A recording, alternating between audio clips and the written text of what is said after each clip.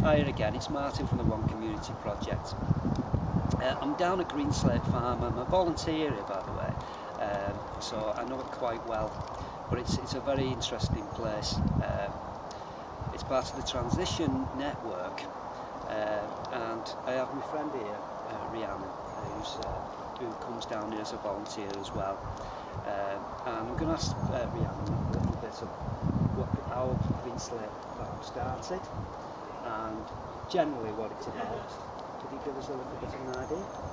Greenslate Farm was started up by the community because there was certain resources lacking in the community. The site here was laid dormant for about 16 years as well, so it was a disused site.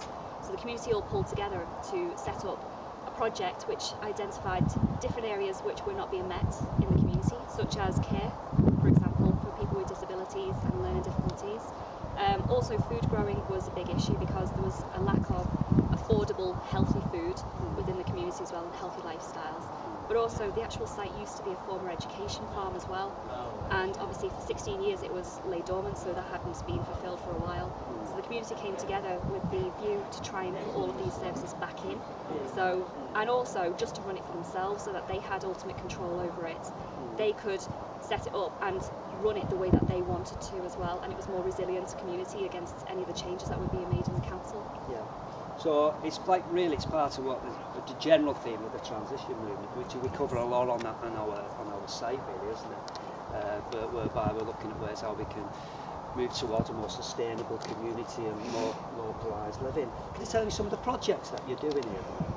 There's loads. Yeah, there's loads of different projects all happening because the actual project itself, the farm, is a community resource, and the community are responsible for running various different things according to the needs of the community. So if there's a need for anything, then that's what the community pull together to actually put in place. Yeah. So one of the biggest projects we have is a care farm.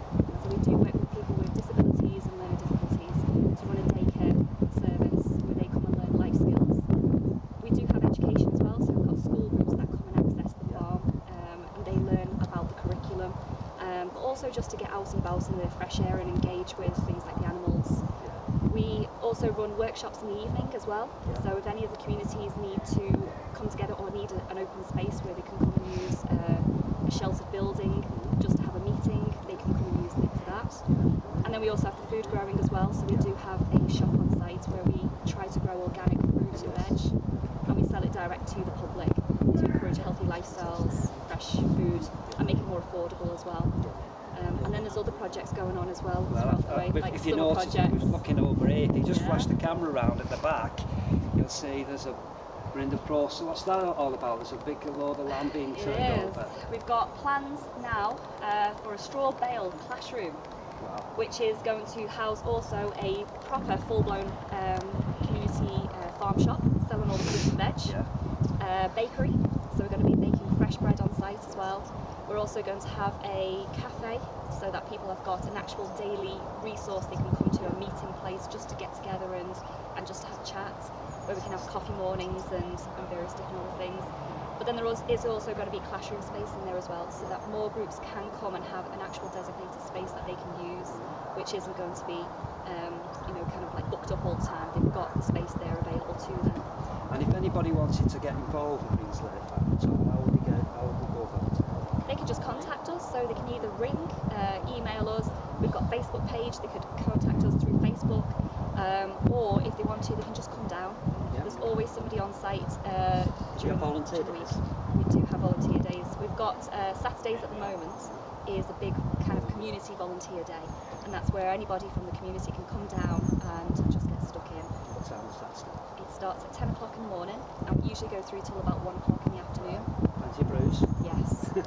You got to work for it though. You got to work for it. Well, you heard that. If you want to come down and get involved, it's a lovely project out in the fresh air, and they have volunteer days, loads going on. I'd like to thank Rhiannon, my friend here. You did brilliant. Okay, and that's it for now. Catch you later.